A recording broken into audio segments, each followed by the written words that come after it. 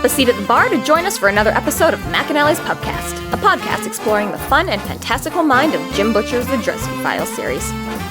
Hosts Tanzan, Maggie, and me bring you another round of literary analysis on this immense, immersive, and colorful environment inhabited by Harry Dresden, the world's only licensed private investigator and professional wizard. Join an active and engaged community of new and die-hard dedicated fans focused on the fabulous themes, theories, characters, context, lore, and more. This is McAnally's Dresden Files Pubcast by Free Flow Rambling. Conjure by it at your own risk.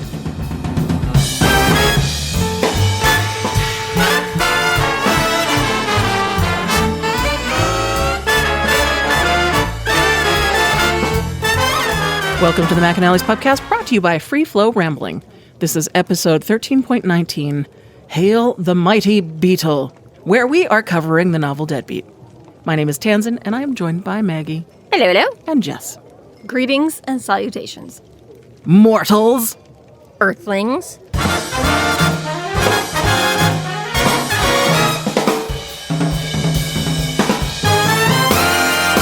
Thank you to our Patreon subscribers for your generous support. It's people like you who help us to do what we do. If you're not yet a Patreon subscriber, sign up today and get a fuck ton of bonus content, kick-ass merch, behind-the-scenes outtakes, and more. Sign up today at www.patreon.com/freeflowrambling.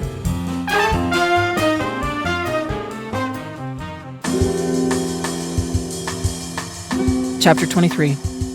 Harry negotiates for the return of Butters in exchange for the numbers from the file. While in the process of making the exchange, Corpsetaker interrupts with a ghost army. Harry, Thomas, and Mouse are able to escape with Butters, but lose the string of numbers in the process. This moment earlier in the book when Harry purposely tried to hurt his leg to get the Corpsetaker out of his mind, and then essentially it just happened to him now by accident when he wasn't even purposely trying to hurt himself. I'm just thinking about that horrible, awful pain. Now I gotta go outside and deal with this. Yeah. Forget running away, because I have to negotiate on behalf of Butters if he's even still alive, which it seems unlikely now at this point. Okay, Thomas. Hey, the scream cut off, okay? I've seen enough movies to know what that means. Yeah, it's kind of, well, I was going to say, again, it was an effective plan, move, choice in the moment. Not so good now, having further injured your already injured leg to, just drive it in that much more. Because, now it makes running away the rest of the book kind of difficult. And as we know, there's nothing Harry does. He's more like a trot now. He trots away. Right? Like, You were just at the doctor's. He just told you to take it easy. yeah, and Harry was like, Going you home bet, right doc, now, Doc. Right now. Put this leg up. Yeah, it's a little harsh right here. So Harry is just speechless, traumatized, deer in the headlights for a moment. Holy shit. And then... Don't you dare say that to me. At least they have a sense of humor. You should show Steve. Just walk outside and look at my car. Did it happen again? No. We are still talking. Okay. Yes. All right. That incident, there's just further mocking for it, not thankfully a further incident for her. That happened to my niece, except it was a moose. They lived, but the car was completely totaled. Oh, yeah. I wouldn't even expect to live if I had a moose. One in three collisions end up in death. Yeah. I believe that. Absolutely. So yeah, while Harry is deer in the headlights, oh my God, what just happened? Okay, we gotta go. And Harry's all like, I'm not leaving him. And Thomas was like, he's probably dead already. I mean, granted, I know he didn't actually say it like that in the book. That's how I read it. But yeah. And Harry's just like, what? And I'm like, again? I'm a little bit, part of me is like, Thomas, but if I really stop and think about it, I'm like, no, again, depending on how you are reacting in that. I'm like, something like this happened at work. Absolutely. There are people I am close to and friends with and spend most of my day with at work. And I would be like, no, check and see if she's, and there's other people where I'm like, honestly, if they just suddenly got snatched out the door by, I'm like, yeah, we got to go. And I'd be like, hey, you know what? They're probably dead. It's cool. It's fine. I'm like, I don't need to, you know what I mean? I can totally, not that I would wish them dead in other circumstances. We've all seen The Walking Dead. Some people are just meant to be zombie bait. Some people are going to survive. Whatever. Yeah. Haven't watched Walking Dead. You're very behind. No, it's only behind if you intend to watch them at some point. All this to say. All of her pop culture references are from 1997. Yeah, That's straight right. up. It's actually really funny because Weirdly enough, the time that she watched TV and stopped watching TV coincides with the time she started having children. yeah, oddly enough. Anything after You guys want to know 1997 you guys want to know what happened on Blue's Clues? Yeah, exactly. That's true. That was Some my of your, pop culture. Some of your stuff is children. Oh, absolutely. I'm like, what? Maggie, you know your children moved out 10 years ago, right? You can start reading adult things again. Okay, but I now have a grandniece in the picture, so I survived the first couple of years of Paw Patrol going, what the fuck is this? I have no idea what this is. It looks stupid. Now I know all the characters on Paw Patrol. And it's not as bad as I thought. I was like, I'm so glad I don't have to worry about it. I'm like, I don't have to know what the latest kids TV. Yeah, and then all of a sudden, lo and behold, now We're everywhere today. Don't worry, I'm going to get us back on track right now. It just means we're well read and have broad horizons, okay? We can talk about a wide number of subjects. We can talk about Buffy the Vampire Slayer, and we can talk about Blue's Clues. So we know that Butters isn't actually going to be dead because this whole point of Butters being involved is that Grevane wants the knowledge that Butters is able to A, get, and B, now has. So he's got to keep him alive in order to retrieve that information. So now Harry gets to be in the fun position of we're not fighting for our life, now we're in negotiation, which is actually a lot better place to be.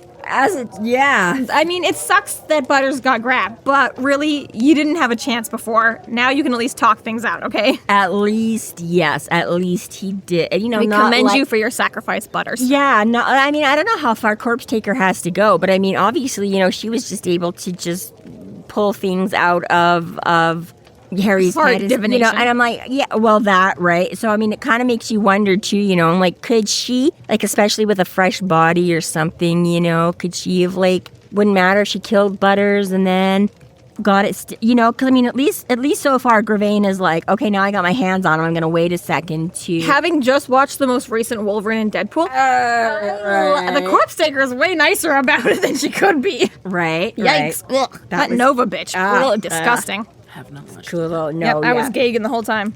Yeah, I know. I did. That was funny. Yeah, that was me and Jessica. I was like, I want to go to this. I'm like, hey, wait, Jess, do you actually not work tonight?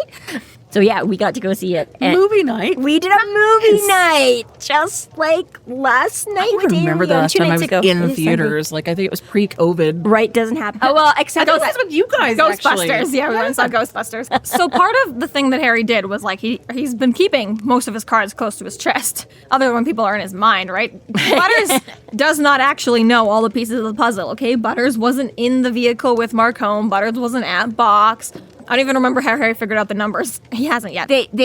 No, he hasn't figured them out yet. Yeah, That's yeah. later in the book. Yeah, I was gonna say they went to the Alphas book. Yeah, not that part of it. Yeah, Yes. not how he got them, but yeah, that was basically it, right? They're like, it's a flash drive and it has it, and Harry looked at the numbers and went, anybody know what this means? And they all went, I don't know what this means. And Harry's like, all right, and shoved it in his pocket and went away, and nobody's thought about it since. And Butters was like, fuck, I don't know, I don't care. I Random string of numbers. Yeah, even if I could know, this is supernatural shit. I don't want to know. 3.16159. I don't know, man. yeah, right, exactly. So yeah, he literally 14159. Oh my God, he's just gonna cancel me. Bill. Yeah.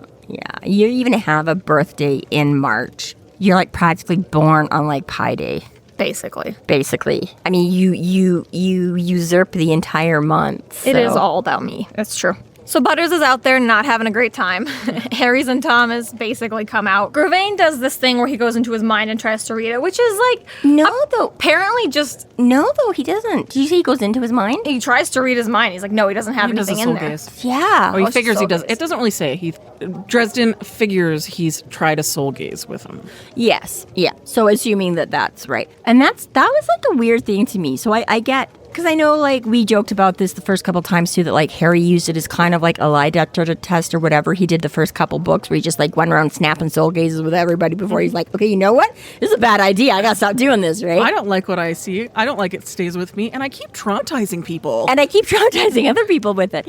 And so this is the thing. So Harry has said to us every time he does this, too, at least in the first few times, where he says it's different for everybody, right? Everybody, it's not the same process. How people experience a soul gaze is not the same for everybody else.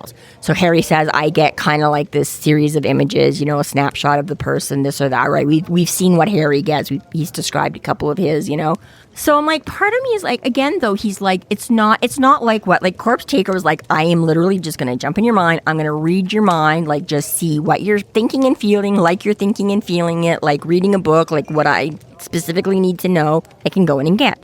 And soul gazes, are not that. He's like, you're not guaranteed to like you say, regardless, you're going to get a night. You don't choose what you see. You don't get right. You are going to get, no matter what, like a perspective on this person, but how and what that comes Weird to you. Weird metaphors and bullshit. Yeah, right. So I find that interesting that this is because, Harry's like, I can just see him like holding his face and like looking into his eyes and initiating. And I'm like, so is he just basing this off of the general gist? Oh, he's an honest person. So if he's telling me he doesn't know what it is, he doesn't know what it is. You know what I mean? I'm like, it's not like Grevane can go, I'm like, for this soul gaze, I want to see this string of numbers in here. You know what I mean? I'm like, it seems like kind of a poor way for you to be trying to get Corpsetaker. I get, because she's like, I can specifically get this information. You're trying to hit your crapshoot about what this is what you choose to just confirm, like, if he may or may not have it. Like, you know what I mean? Right. Yeah, because I always understood that soul gaze to be sort of an overall impression of the person's soul. Yeah. Which really wouldn't include, and this image of 16 numbers. Yeah, exactly.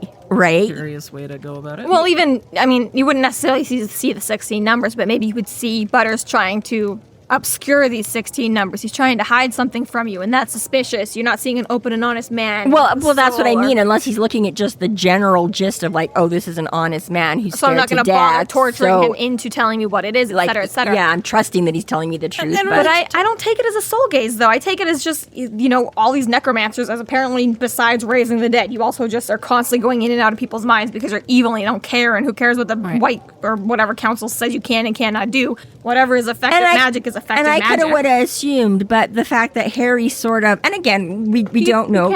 He's only hearing it. He does say what's going on. But it's he's not there to actually fully witness it. No, so he could be right. He could be, but I'm just taking it as one of those, because we're not there. The fact that the main character, this is, taking it on that this is probably the right assumption. You're right. Bitch is like, okay, I'm not standing there and telling you, but I'm going to convey this information by means. Since this is a book and I cannot just show you nothing for a page and a half while we wait to see what Harry finds out, I have to write something down on the page. So let's let Harry imagine. But still, I still feel that it is a little bit of this whole, one rule doesn't apply to me, none of the rules apply to me. I'll do whatever I want. I want to creep into while I'm soul gazing, I want to creep even further and blobbity blue and mess around.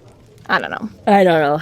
Point is that he does dismiss Butters, which is polite that he doesn't just kill him right off the bat when he does do it and does turn back into negotiating with Harry. He does slap him around and punch him a couple times though, which is, again, I'm like, it's not fun when it happens to Harry and Thomas, but you're like, okay, Thomas is a vampire, he's just gonna shake that shit off. Harry is getting more right, he's choosing this life and building him. I'm like, but again, right? I'm like, it's just so much more no, poor Butters doesn't deserve and is not prepared and is not used to taking punches, and you just are this is him, boom. Before he really does anything, right? He just starts the conversation off with, hi, how are you? Let me punch you in the face. Okay, are you listening to me? So, so thankfully he doesn't get worse than that. Yeah, he takes a good, nice punch on the jaw where he's crying and I don't know anything. And Thomas is like, see, I told you, Harry. And Harry's like, shut the fuck up.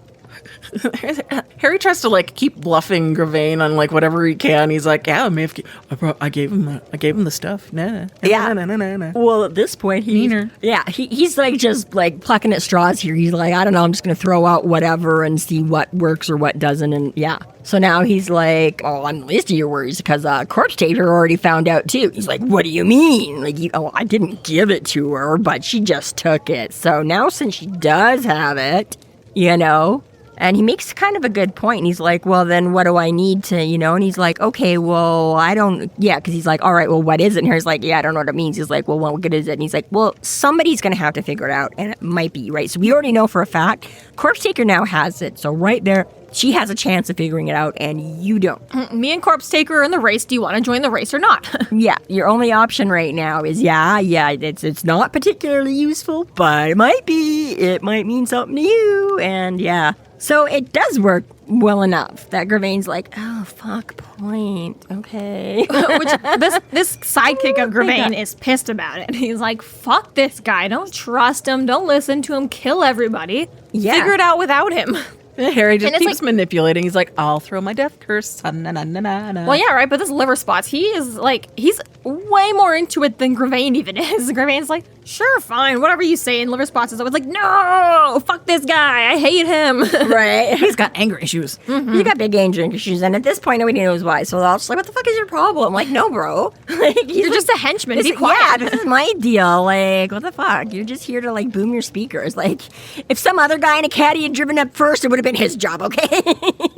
This is how you know that Harry's still in that more infamous than famous sort of thing, because Grevane makes a deal. He's like, okay, on my power, I agree to this. Mm-hmm. And so, okay, fine. Harry can make the, presumably the identical deal with him, and then they're going to go have this conversation, right? But the amount of people, like other villains or just other people who are standing in the background being like, don't fall for a bro, he doesn't care about his power. Don't walk away from this. Break every promise. I was just thinking, like, you were just at the lake house trying to talk to Leah like 5 minutes ago for a bunch of problems, or because of a bunch of problems that came from you breaking your deal with her, and now you're like 5 minutes like, oh, yeah, sure. But I didn't make those promises on my power. That was just a pinky swear, not the same thing at all. It's just so funny that the Grevane is like, yeah, okay, this seems fair, let's do this. Well, yeah, because you're like, well, obviously no. And it's so funny because even Harry still, 7 books in, is like, well, nobody lies about this shit.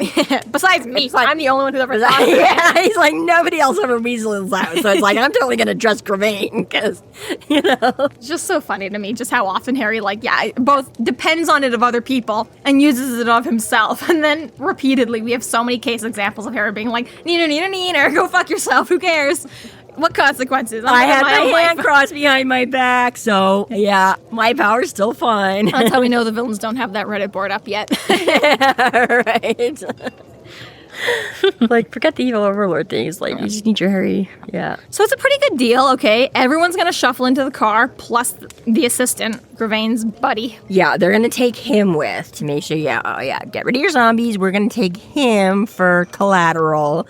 And when we're far enough away that you can't just ambush us again, we will give him the numbers. And let him out. You guys will meet up again. We'll all be even, and we live. Yeah, 24-hour, or not 24-hour, truce until sunrise, or whatever, right? So they get a few hours to be like, you retreat to our separate corners before you come at each other again, right? So yeah, Grevane's like, all right, fine. And Liverspots is still like, I fucking hate you, you fucking fuckwad. Why do I have to fucking go with it? What the fuck? This is the worst deal ever. Yeah, him and Thomas are like, what the fuck? Yeah. Thomas is just like, you're dumb. Liverspots is like, I'm not going with this guy. Fuck. And then we get a little bit more of the scare factor in here because Harry finally gets to acknowledge what's happening outside of the building. And all the power's out. All the phone lines are out. It's not just the house. His backup plan wouldn't have worked anyway. Exactly. Well, ever. Yeah, well, there is no help coming. There would have been no calls to the cops. There would have been no witnesses. Yes. You're essentially completely alone in this. Well, and not only that, I mean, that was kind of your Hail Mary, was to be, but he realizes that, and he saw, like he says coming in, he saw a fairly significant wave of zombies or horde of zombies. And he's like, okay, there's probably like 3 left, the ones that grab Butters, because they all Grevane slammed them all into the wards door to bring the wards. Yeah. And he finds out that there is now wave upon wave upon wave. He's like, there's at least as many that I saw in the opening, and I already know like a whole shit ton of them got killed. And so, yeah, that would be it wasn't just like the 50 zombies he can see. Yeah, it wasn't just the 50 zombies I saw. There's like 500 of them. So, no, yeah, me and Thomas probably were not pulling this off. So, how many graves are currently empty? How many people died tonight? Where did they come from? Right, well, yeah, which is, another good question, right? I'm like, are you using... Oh, I mean, we sort of know because he kind of tells us what kind of zombies there are, but... It's a little bit of... You're right. But 500 is... Exactly, right? You're like, there are now a lot of empty graveyards and possibly, as you say, a significant portion of fresh ones that are... And he may have been at it for quite a while, amassing this. It's not just like... Well, that's true. Maybe he trambles. Did this in a day. Yeah. He just keeps them hanging out in ditches for all day long until he... Oh, well, I mean, yeah, it's kind of like a right. Do you travel like as a circus thing with like a whole train load of people, or do you just like, you know what, leave these ones here? I'm like the way your grandma travels. Jessica's grandma, when she started traveling, and she'd be like, old abandoned apartment building. Yeah, well, no, because she'd be like, she's all about like souvenirs and stuff like that for herself and for like the grandkids and stuff like that. So she like would not pack. She would take minimal stuff going out. She's like, I will just buy shit there because honestly, it's like cheaper and easier if I'm gonna like end up in like Egypt or Turkey or something like that. She's like, I will just go buy a bunch of like light, loose blousy things that are, because it's way more economical to do that there than it is to like buy a shit ton of clothes made here and pack them and pay for them to go, So he's like, right, I'm like, does he have that? He's like, these are my home zombies. I'll just get some new ones when I get to Chicago. And like, well, he knows he's got to have some backup for like this ritual, right? Yeah. He has to be prepping for it somehow. Well, yes, but that's all we're meaning is how many of them came from where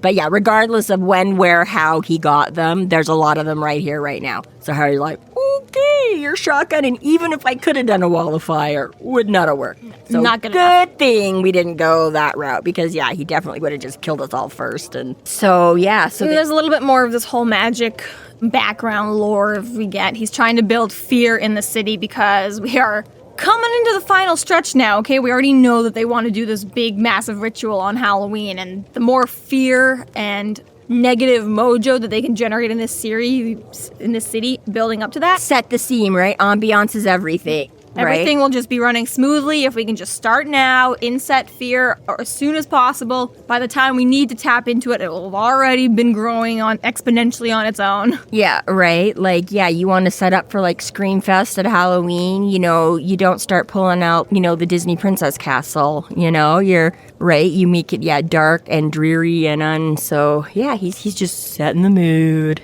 He's just, like, Barry Whitening up right here. Pretty easy. Load everyone into the car. Butters is pretty fucking out of it, which is fair, okay? That disassociating thing works wonders. when you just, like, literally had the shit scared out of you, and a little essentially has been tortured. Physical roughing up on top. Well, yeah, like you say, the soul gaze part of it is, that's an never emotional, really mental... Well, and you think whatever Spiritual trauma. looking into Harry's soul is bad for people, imagine what it's like looking into a necromancer's. Well, that's the thing. Harry's the good guy, right? Yeah. Like, yeah, exactly. That's his point, right? Harry's with the all of gray guy. The gray guy, sorry, you're right. But yeah, and that's his point, right? That's why Harry's like, yeah, I'm gonna stop doing this because I don't want to fucking know what the hell Grevane has been up to and what that has done to his. So yeah, so it's Thomas like literally has to pick him up and put him in the car. Yeah. Like, oh. But he does. Point is, Butters is now safe. Butters in the car. Okay, Mouse squishes. Mouse has also been doing his growly, running interference thing. And It's like, kind of a good thing that you've lost most of the upholstery in this car because you gotta fit a dog and a Thomas and a Butters all into the back. I can attest with small cars, it is much easier to, if you remove the seats, done. Perfect. yeah, right? I've done that. Mm-hmm. I had my Geo Metro, and I actually, while I was in Arizona, I knew I was going to be bringing my piano, that electric one, and I could take it apart. So while I was in Arizona, before I left for Calgary, I took out my passenger seat. Front passenger seat? Yeah, and then drove back here, and it fit perfectly on the floor. I fucking moved a piano and a Geo Metro. Damn, yeah, you did. Well, it's actually... Took the legs off, though, but still. Well, yeah. It's funny, though, because, yeah, the first dog that we ever got was a Malamute? Yeah, Malamute Husky cross. And he was huge. He was like 130 pounds. Like, he didn't have to bend down to pet him kind of a thing. Like he was a very large dog. Such a sweetheart. But it's funny because what we did is at the time I had a minivan and it had the two captain's chairs and then like the bench in the back or whatever. So that's what I ended up doing is I took out one of the back captain's chairs because it was so awkward for him to jump up in there and have to squeeze between all of the seats and he would have had to go to the back seat to lay down on it because he was too big to fit in any of the. So yeah, I'm like literally to have him fit and for everybody else to be able to get in and out, I just took that chair out and he sat in place of that fucking captain's chair, and then there was room for him. So yeah, I can only imagine Mouse like constantly trying to climb in and out of this like Beetle and stuff like that, right? I'm like, yeah, same deal. So yeah, so they start getting everybody squeezed in, and Liver Spots is like, fine, I gotta go around you to get it. Although this is actually a good line. It's like, Thomas is gonna be running shotgun. And by that, I mean, he's gonna shove the shotgun up your ass. But as I walk past him, he gets this whole like, where is it? And he's like, what? Yeah, it's such a weird moment. It seems almost like he's talking to himself. Like, he's not even really questioning Harry. He's like, I don't understand. And Harry's like, I don't have time for this shit. Take your crazy weirdo down. You're right. Like, I've had a long day, He's like, just go talk to yourself over there in the car. Where is it? Where is it? Yeah. Well, and Harry also has a moment of recognition again with the guy. Like, why do you look so Yeah, why? Where do we know this guy from? Where is my... Hey, it's that guy website. If only I could use the internet. Now this is the third or fourth time in the book that it's been brought up, and it's like, okay, so we've clearly met him, okay? Clearly. We're supposed to know who he is. Yeah, right? Mm-hmm. Anybody got guesses? Anybody got guesses? Me and Jessica obviously don't, because... yeah. I don't know. I have to admit, it did take me guy. a little bit longer in this one, too. I was like, I think even by this point, I was like... For me, this is the time when it finally starts to make sense to me. This is the part for me that was like, ugh, Yeah. okay, finally some fucking clues, but yeah, it's hard to remember when I really figured it out. Yeah. First time I read it. But yeah, like you say, this is where you start getting more associated info with it. Yeah, as more opposed to direct questioning. Yeah, where it starts to, but yeah, so whatever it was, but yeah. And then, yeah, I'm going to kill you. Perhaps not tonight, but soon you are going to die. Bro, relax. And Harry, obviously hilarious. Get in line. I think we sold out of all the general and we only have general admission left. I don't remember his exact line. Is it the take a number? Yeah, I don't know. It's so funny, though. Like, yeah, raw hatred. I hear their tickets. Oh, I hear the only tickets left are in general admission. Okay, yeah, that is the one here, yeah. So yeah, and exactly, Harry's, I mean, like, obviously, okay, sure, but at the same time, Harry's like, yeah, I got enough going on that, like, this is weird, and you've piqued my interest, but I'm like, I'm really, like, you're not concerning, intimidating, Yeah. scaring Don't me know if here. you noticed, you're the sidekick. Yeah, right? I don't have time for sidekicks. Yeah, he's like just really dismissive of it. I'm like, he has no idea if any of this pertains to anything and actually something he needs to be concerned about. So he's just not like, yeah, which has gotta be even worse. Except for the fact that, like you say, when the guy looks at him, he's like, he sees this raw hatred and he's like, this guy is nuts. So like, okay, I might not be able to place who this guy is, but he obviously is serious in his way because, yeah. So it's kind of a whole great thing because we know how that whole like ignoring their enemies and the, you know, as our parents used to say, well, just don't react. They're just trying to get a rise out of you. And yeah, Harry is like, I don't know. And it's just pissing this guy the fuck off. He's like, yeah, he's giving him no. Whoops. And like, for all this to, you know, rise in the culmination of the fact that you think Grevane's using basically all of the free real estate in this city right now, only to have fucking even more show up. Right. This Civil War bullshit. Like, I was just dealing with this other guy over here, okay? It's so rude of you to interrupt. Yeah, right. It's like, you know, like How does everyone know where I live? well, like I said, Follow the zombies, I guess. But well, the giant light show happening in the blocked out neighborhood, you know, and hey, but that's Harry's place. But yeah, the way Liver Spots is all like, oh, we've been betrayed. And I'm like, because Harry set this up? You know what I mean? I'm like, no, this is, again, your third party interruption. Okay? This is not, like, just the way he's like, we've been betrayed, like Harry pulled the fast one on them. And I'm like, then you cornered me at my apartment. I can invite over whoever I want. Well, okay, there's that. But also, like, if this was my thing, we would have just been, we would have just fucking waited for these guys to show up and take you out. I wouldn't have been like, oh, let me go, you know? I gotta say, I like the costume change that Corpsetaker does. Like, this biker outfit on a ghost. Right? Ghost horse. Ghost horse. Which, I mean, curious. No offense, Grevane, it's kind of cool. Like, okay, fine, zombies. If I style. Anybody that control the dead is okay, fine. You got something going on other than I don't. But yeah. Now, yeah. I'm wondering, if there is a fresh body, and the two of them, we've got Grevane and then Corpsetaker, Do they each get one? can they both use that same... Right? He gets the body, she gets the soul. Right. Yeah, that's a really good question. like fighting each other with the same... Right? Sad guy that's just like, I just died. Right, and I have to fight my own body. And I was gonna say, talk about that, fighting yourself thing. You're literally trying to.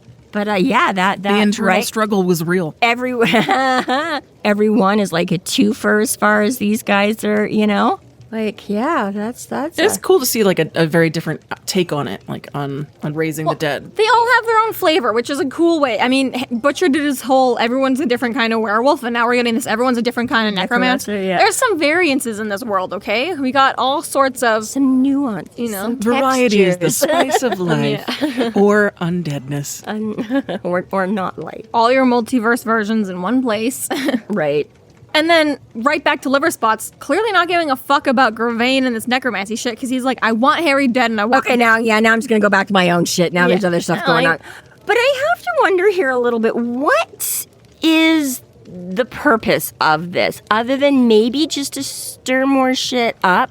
Because they were having their nice little standoff, right? Grevane is maybe going to take out Harry. Okay, Corpsetaker doesn't need Harry around. She's got her book from him or whatever, so if he dies, great. One more person trying to muck up their plans. If Harry takes Grevane out, great. One less competitor for her prize. She totally could have let this just play. So was she just suddenly... I mean, even that doesn't make sense. Like, Grevane only came to this She doesn't ambush. know what she doesn't know, right? For all she knows, there's even more information being traded right now that she's not aware of. She doesn't know that she's got the most current information. She's like, well, 2 of my enemies are meeting up right now. Well, is that all? Like, is that what brought her? Because like I say, I mean, as far as she knows, she does have the most information, the up-to-date information, because everyone's looking for the book. Harry's got the book. She got the book. I mean, again, this was she like... doesn't know that. Maybe they figured out the numbers. It's been hours. Maybe, but does... No, she had the... She's got the numbers. She got got the numbers out from of his him, mind. Brian, when she took the... Yeah. You're right. But she hasn't figured out what the numbers are. For all Yes. she knows, Harry and or Grevane have. Maybe, and maybe that's why. Maybe, you know, she hasn't done anything with him, so she's coming back. It just seems to me a little bit like it's not clear to me. I'm like, yeah, great, makes this great distraction, and thank God, because now you two can fight each other, and Harry can run away in the distraction or whatever, right? But part of me is like, I don't get why she just suddenly showed up. Like, they're... But I think also, again... you're gonna holler a bunch of zombies? I'm gonna bring out my ghosts. Like, as many opponents you can eliminate before tomorrow, the better off you are, okay? If she's got to go to war with all 5 of them tomorrow,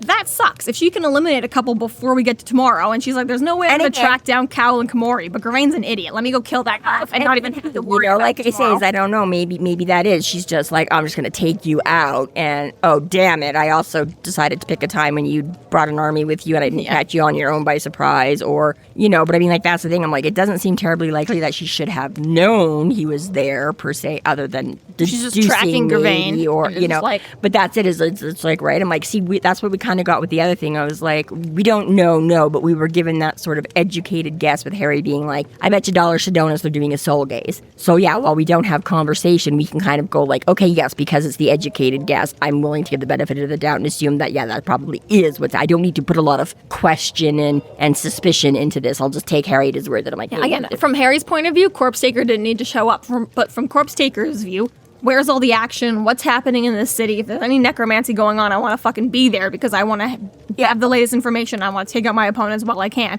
If you're in hiding and I can't track you down, that's useless. But oh, you're out running around the city tonight? Great, let me come pop you out and be done. Yeah, and I mean, I guess, right? But it's just, yeah, without sort of that confirmation of Harry thinking like, what makes the most sense is that she just came to try and kill him just so there was less people tomorrow night. Sometimes you have to come to your own conclusions. I know, I get Harry it. can't hold your hand through all of this. I want him to, though. He holds Butter's hands, and he holds the Alpha's hands, and he held, like, Susan's hands. You have to go to Chicago, okay? I would gladly. Harry doesn't come to Canada unless he's tracking Bigfoots.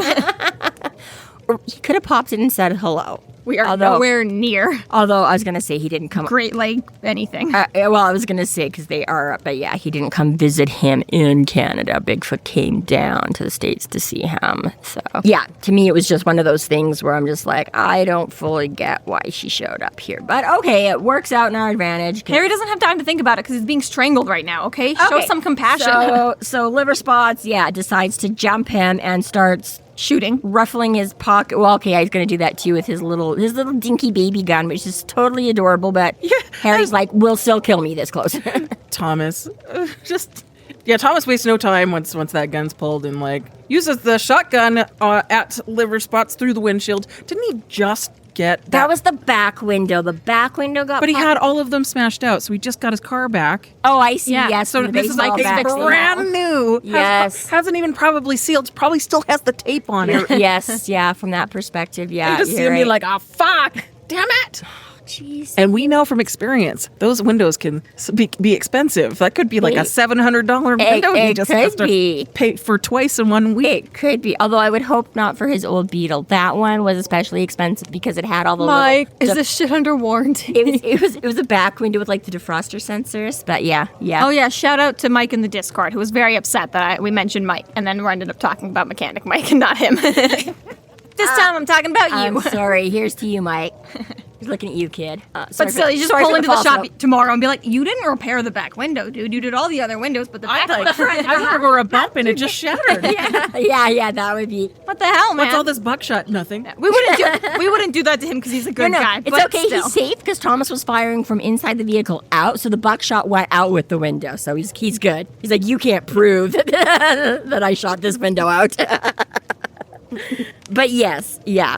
Just, he didn't have time to stick his arm out the window or open the door, so he just shot him through the windshield, taking it with him and taking it with the, That's the thing. He gets one shot on Harry before the shot comes, and then they're both on the ground scrabbling like mad, and he's instantly trying to choke Harry out, and he's scrambling, slamming his head against the pavement. Tommy, give it to me. Going crazy. Fine. There's no frisking going on here, okay? It is a mad dash to murder. Yeah.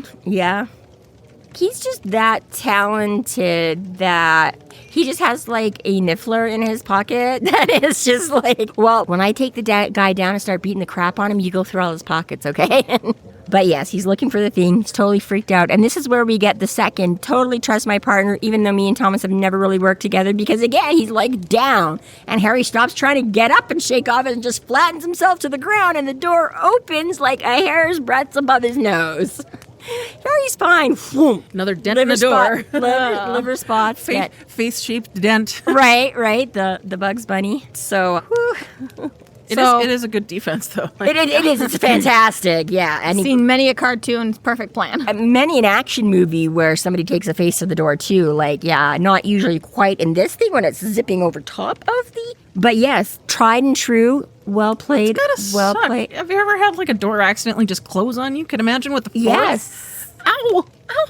Yes, No. I have had doors. I think I'd rather be smacked with a door than a door closed on me, though. Yes. On the whole, yes. I would rather you open a door up into me than I have had car doors closed on, and nope, don't like it. Not fun. Yeah, sadly, not just once. Yeah, nope, not good. No Learn to bueno. move your fingers faster. I did. These were childhood incidents. It's just shitty siblings again, where they just don't fucking look and you've got your hand clear. Learn before to they move start your fingers clamming faster. shit. There's 47 of you. You're trying to I'm like, okay, so here we're talking about one very large dog trying to get in like a very small car. Here we had like 157 children trying to get into one. Okay, it wasn't just like one thing trying to climb into. You had a lot of small things trying to get into a very large space. And sometimes chaos and destruction just happens.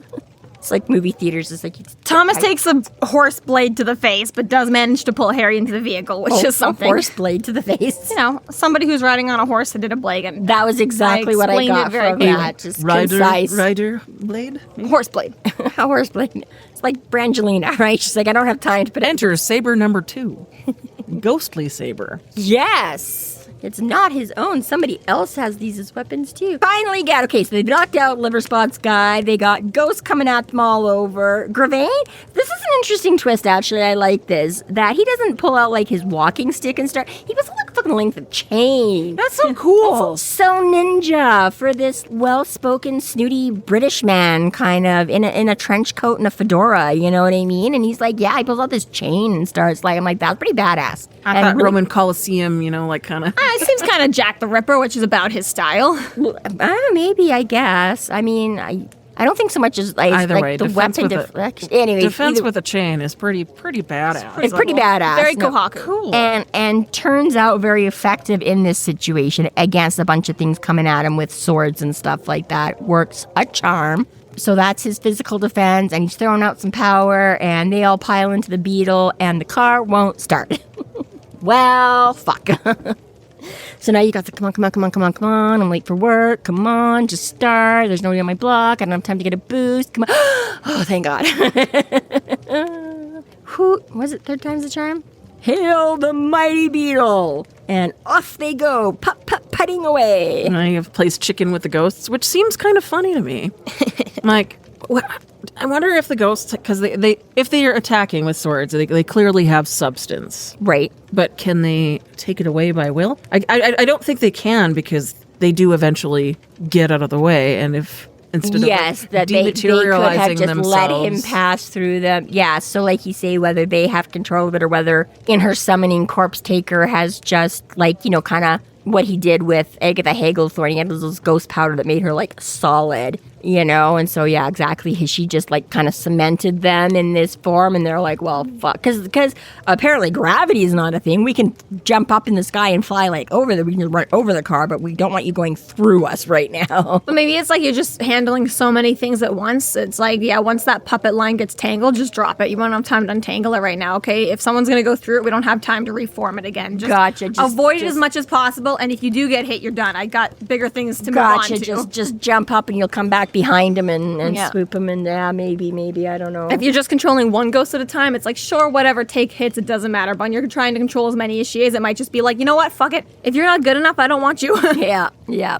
Either way, they do manage to make it out, thank God, and they don't even have to have liver spots with them to do it. And again, it's good. And again, I guess this is where, like, Gravane's zombie army, that, like, you say you can't, because it's kind of funny, because in the like, much like he did with, like, okay, but do you just go fucking walk yourself into the thing until they, like, run out of ammo or wear it down or whatever? You think in a lot of ways that Corpsetaker could have been like, all right, smash into them. Well, both Corpsetaker and Grevane came into this with somebody doing the beat, right? We saw Corpsetaker specifically with the blowhorn, trumpet, whatever. And we never saw Gravane's, who's maintaining the beat for him or whatever. But I feel like... I think it's they did mention that the was speaker. Corpsetaker's we're talking about. Oh, Gravane's was just speaker, yes. Yeah. Gravane's is, liver spots, But again, has the speakers in the car. I think you would just be, like, trying to take those out first. Because, like, all your problems, essentially, or at least the majority of your problems are done if you can just take out those two sources. Well, that and too. instead, they're just like, just run. That's well, I would say from Harry's perspective, again, especially when he gets out there and sees all these zombies, that's still a lot you got to get through.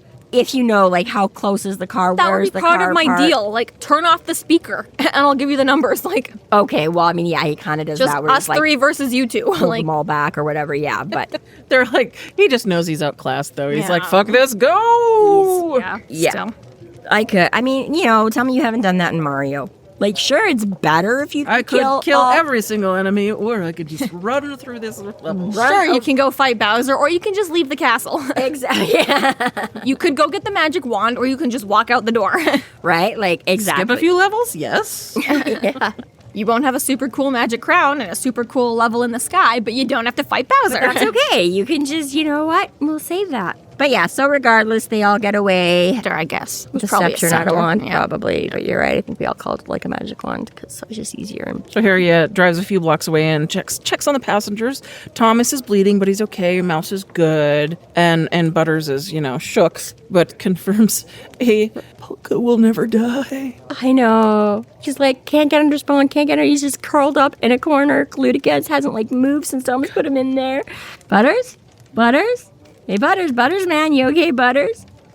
So annoying when you're in a bad mood and people not leave you the fuck alone. Yeah, right? Like, I'd be like, shut the fuck up, Harry. I would have answered you. This is the weirdest thing, okay? He checks his pockets and he can't find the thing. When did when did liver spots manage to get that off of you, honestly? Niffler. Just, it doesn't make sense to me, okay? It's hard to go into your own pockets on a jacket that long where the pockets are going to be deep as hell, and we already know that you're carrying around fucking zombie ears and dogs and a million little snacks that you've shoved into your pockets over the years. And then you're going to find this random scrap piece of paper while you're choking someone. How many hands do you have? Yeah, exactly. I'm like, maybe it just like fell, because Harry had it right there because he was going to give it to him, I'm like, maybe he just got really lucky, and when you like first like slammed into him, it just like fell out of his pocket or something, and he was able to... I wear an earbud in my work. Every day I'm at 7. As soon as a customer walks in, I take it out and drop it into my pocket. And then every single time I have to empty the entire contents of my pocket in order to get it back. Oh, I've seen people like lose stuff out of their pockets all the time when it comes to like receipts and papers and stuff. Like, yeah, all the time. Exactly, because you do it and when you want to fish it out, yeah. But, like I say, if you had dropped a number you needed to give to somebody or like a 20 in your pocket to like, like I'm going to take it out of my wallet where I have to dig it out and stick it like in my pocket. So as soon as, if the train is there, I don't have to waste time. And inevitably that thing is going to go zooming out of your pocket from like, and he is looking specifically for something. And maybe if you just said, I guess But it fell out. I do get what you're saying is that, yeah, it doesn't describe any adequate moment where he could have patted Harry down to find this thing. Like he went straight for his neck. He is the stage magician. He's like, ha ha ha! I distracted you with my sleight of hand by choking you to death. Meanwhile, my third hand that I don't tell anyone about. on the way up to your throat, I just managed to really fast go through all your pockets. Yes, you're right. They don't.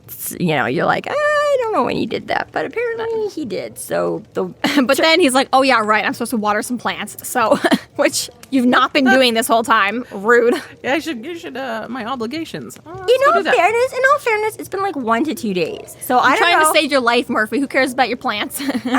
There's that, but also, yeah, I feel like, not that I've done a lot of plant watering, but I feel like not all of them have to be watered every day. Once a So week. really, I think he's probably only about due. Like, she has only been gone like a day or two since this all started. So, it's like, well, you know what? Since I have to go there right now anyways, why don't y'all come with me? At least, yes. Wow, Murph, it's a good thing you went to Hawaii right now and that Harry's watering your plants so that he can go camp out at your house and not bring more shit down on you because you're not there to get eaten by a zombie. Yay. Yay! No, wait, she's with Kincaid, not yay. Fuck! Come home and get eaten by a zombie, Murphy. He's not going to let her get eaten by a zombie. At least, no, but I can keep an eye on you. At least I'll be the one saving you from the zombie then. It's okay. Kincaid's not going to let her get eaten by a zombie. We don't need you for this, Harry. That's not making Harry feel better. Don't worry. He's going to keep her and safe. It's not the lack of zombie eating, okay? He's like, I want to be the one doing missing the point, yeah. So while they are driving to Murphy's, Harry does notice again that there's no real lights anywhere, with some minor exceptions, and he figures that the heirs of Kemmler are sowing the seeds of chaos and fear for tomorrow's ritual. And it's one of those lovely settings where he's like, hey, do you see anything weird? And Thomas is like, no, it's like way too dark. And Butters is like, aha, that's the weird thing. Oh, you're right. It's way too... So yeah, that would be a little bit... I mean, we've all had the odd blackout, but like you say, for most of us in any given situation, it is like your house, your neighborhood, your something for a bit. I'm like, citywide blackout would be a lot more off-putting, strange, unsettling. Mm-hmm. I'm like, not usually, I don't think if I ever have like my entire city go down all at once. And I'm like, that would be so much more like off-putting or like unsettling or kind of, you know what I mean? Definitely feels more apocalyptic. Definitely a lot more, because you're right, exactly. You're like, oh yeah, a few houses here are, but like you say, I can see downtown across the way, or I can see this or that or whatever, right? And again, as those of us who live in these massive cities full of light, it is like even just 45 minutes outside of the city in my little small town, which is 1,600 people or so. I forget exactly and I'm still like amazed at just how much less light pollution there is right there. And I'm not very far away from, I'm like 20 minutes from another small city and like 45 minutes from a really big city. And even there, how much quieter it is, the lack of sirens, how many stars I can see, right? So I'm like, when you have that much, and for the whole thing, like again, we talk about how spread out Calgary is, you know what I mean? I'm like, it's not up so much as it is out. And yeah, for everything all around to suddenly be that would be like, wait a minute. It feels isolating just when you're home alone and the power goes out and you're like, I didn't charge my phone or whatever, it's gonna die soon, and I can't turn my laptop on or the computer because I need the power. You don't even know back in the day what a power outage was like. Well, that's what I'm saying though, is like I feel isolated when it happens to me and I'm all home all alone and I'm like, my phone's only at 20%. I hope everything comes back on before it dies. But if I can't turn on the internet, if I can't access the cops, if I can't listen to the radio or the news to find out what's happening, like... Well, yeah, that's exactly... Okay, yeah, I'm staying in my house until the end of time. Well, exactly, you know what I mean? Like that, yeah, that's the thing. I'm like, if your phone is charged, you're good for a good long while. But yeah, before your phone was connected to the power. So yeah, exactly. As soon as the power went out, you automatically, or generally speaking, I feel like mostly that was a thing. I'm sure, actually, I guess there were some phones but generally, yeah, it runs off electricity too. So, yeah, you weren't phoning people in a power outage and passing the time or anything, right? Landlines are power exclusive. You don't... Right, I was trying to remember. Yeah, if the power goes out, some of them now are actually cable-based. Okay, because I'm like, but I know prior, the copper cable whatever it is, you did not need electricity, and it was done on purpose for emergency circumstances when the power went out. Okay, because that's what I was trying. I was like, wait, on the one hand, I feel like you could still use the phone, but I feel so that must have just been when we started getting fancier phones in the electronic portion. Like you no longer had your fancy call display and your screens and shit like that. That shit would go down and not work. Like right now, but yes, your rotary phone or whatever. But all you could do on it was talk. You couldn't like entertain yourself in any other way on it. But yeah, exactly. Point being is this is a big fucking deal. And it's not cool. And then, yeah, Harry's like, oh, that's what Mab was talking about. Wait, what? Who's Mab? Wait, what? Never mind. It's fine. Don't worry about it. This concludes our episode 13.19. Hail the mighty Beetle! Thank you for listening. You can find us online at freeflowrambling.com and McAnallys.ca. There we have links to our other podcasts, social media, and other fun tidbits. Please subscribe if you like what you're hearing, and please consider supporting us through Patreon to keep the magic alive and to see more content. We are Free Flow Rambling. Conjure by it at your own risk.